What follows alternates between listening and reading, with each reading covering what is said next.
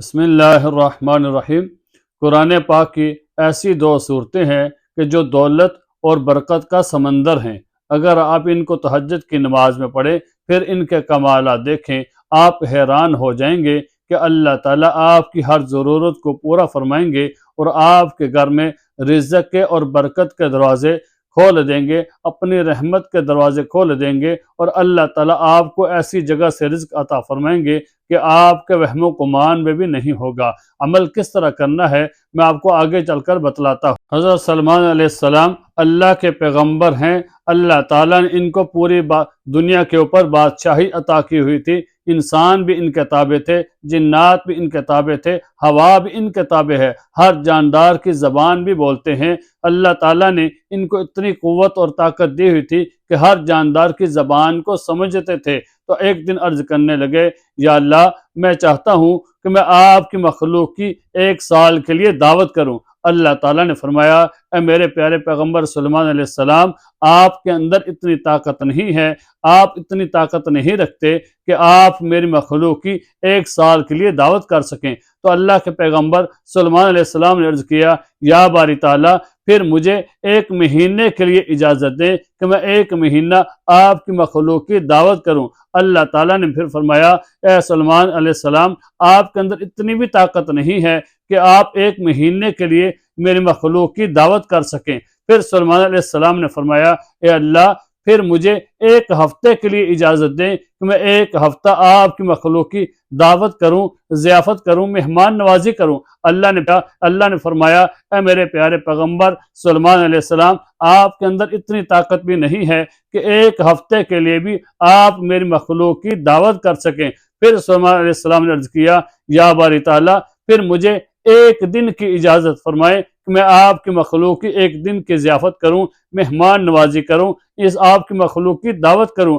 اللہ تعالیٰ نے فرمایا، اے میرے پیارے پیغمبر سلیمان علیہ السلام، آپ کے اندر اتنی بھی طاقت نہیں ہے کہ آپ میری مخلوق کی 1 دن کے لیے دعوت بھی کر سکیں، لیکن چونکہ آپ درخواست کر رہے ہیں، عرض کر رہے ہیں، تو میں آپ کو اجازت دیتا ہوں کہ آپ میری مخلوق کی 1 دن کی دعوت کریں۔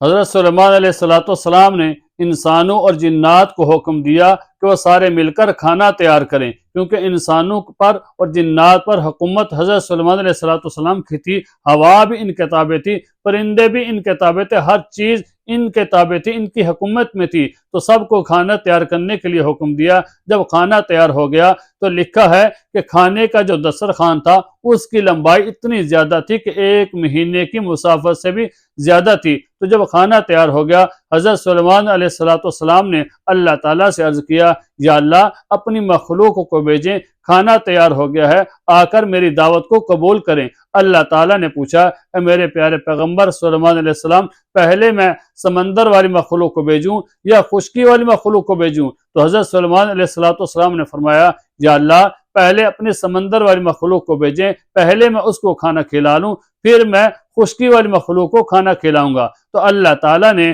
سمندر والی مخلوقات میں سے ایک مچھلی کو حکم دیا کہ مچھلی جائیے کہ آج آپ کی دعوت میرے پیارے پیغمبر سلیمان علیہ السلام نے کی ہے، آپ جا کر ان کی دعوت کو قبول کریں۔ وہ مچھلی آئی اور جو حضرت سلیمان علیہ السلام نے کھانا تیار کروایا تھا وہ سارا کھانا کھا لیا۔ پھر حضرت سلیمان علیہ السلام کی طرف متوجہ ہو کر کہنے لگی، اے اللہ کے پیغمبر مجھے کھانا کھلائیے، مجھے بھوک لگی ہے۔ حضرت سلیمان علیہ السلام مچھلی کی طرف متوجہ ہوئے اور کہنے لگے، اے مچھلی تو نے سارا کھانا کھا لیا ہے پھر بھی تیرا پیٹ نہیں بھرا؟ تو مچھلی کہنے لگی، اے اللہ کے پیغمبر آج آپ نے مجھے جتنا کھانا کھلایا ہے، اللہ تعالیٰ تو مجھے ہر روز اس طرح کے 3 نوالے کھلاتے ہیں، تو آج تو میں 2 نوالوں سے محروم ہو چکی ہوں۔ تو اللہ بھی بڑے ہیں، اللہ کے خزانے بھی بڑے ہیں، اللہ جب چاہتے ہیں جس کو جتنا چاہتے ہیں رزق عطا کر دیتے ہیں۔ اللہ تعالیٰ فرماتے ہیں، وَفِي السَّمَاءِ رِزْقُكُمْ، تمہارا رزق تو آسمانوں میں ہے۔ تو اللہ جس کو چاہتے ہیں، جتنا چاہتے ہیں اور جس وقت چاہتے ہیں اس کو رزق عطا کر دیتے ہیں۔ عمل کون سا ہے اور کس طرح کرنا ہے؟ تو آپ نے تہجد کے وقت اٹھ کر وضو کرنا ہے اور تہجد کی نماز پڑھنی ہے۔ 2 رکعت نماز پڑھیں، 4 پڑھیں، 6 پڑھیں، جتنی رکعت آپ پڑھ سکتے ہیں اتنی تہجد کی نماز پڑھ کے پھر آپ تشہد کی شکل میں بیٹھ جائیں۔ تشہد کی شکل میں بیٹھ کر آپ نے سورہ فاتحہ 7 مرتبہ پڑھنی ہے۔ یاد رکھیں سورہ فاتحہ بڑی فضیلت والی سورت ہے، جس کے بارے میں رسول اللہ صلی اللہ علیہ وسلم نے اپنے ایک صحابی سے فرمایا، اے میرے صحابی، کیا میں تجھے قرآن میں سب سے زیادہ فضیلت والی صورت نہ بتلاؤں؟ تو صحابی نے عرض کیا، یا رسول اللہ صلی اللہ علیہ وسلم، مجھے ضرور وہ فضیلت والی صورت بتلائیے۔ تو حضور صلی اللہ علیہ وسلم نے فرمایا، اے میرے صحابی، وہ سورت فاتحہ ہے۔ اللہ تعالیٰ نے اپنے نبی سے فرمایا، وَلَقَدْ آتَيْنَاكَ سَبْعًا مِّنَ الْمَثَانِي وَالْقُرْآنِ الْعَظِيمِ، اے پیغمبر، ہم نے جو آپ کو 7 عظیم آیتیں دی ہیں، یہ عرش کے خزانوں سے دی ہیں۔ تو سورہ فاتحہ بڑی فضیلت والی صورت ہے، تو آپ نے تشہد کی شکل میں بیٹھ کر 7 مرتبہ پڑھنا ہے، پھر اس کے بعد 7 مرتبہ سورہ الم نشرح پڑھنی ہے۔ یاد رکھیں کہ سورہ الم نشرح کے اندر اللہ تعالیٰ نے 2 مرتبہ فرمایا ہے، فَإِنَّ مَعَ الْعُسْرِ يُسْرًا، إِنَّ مَعَ الْعُسْرِ يُسْرًا، کہ ہر تنگی کے بعد اللہ تعالیٰ آسانی پیدا کرتے ہیں۔ جب کبھی مصیبت آ جائے، پریشانی آ جائے، تکلیف ہو، تو یاد رکھیں کہ اللہ تعالیٰ اس پریشانی کے بعد، اس مصیبت کے بعد آسانی بھی ضرور پیدا کرتے ہیں۔ تو ہمیں اللہ تعالیٰ کی ذات پر یقین رکھنا ہے، تو یقین رکھتے ہوئے آپ نے یہ عمل کرنا ہے۔ اور پھر ساتھ آپ نے 313 مرتبہ اللہ تعالیٰ کا ایک صفاتی نام ہے یا رزاق، آپ نے 313 مرتبہ پڑھنا ہے۔ پھر اس کے بعد آپ نے دعا کرنی ہے۔ کون سا عمل ہے؟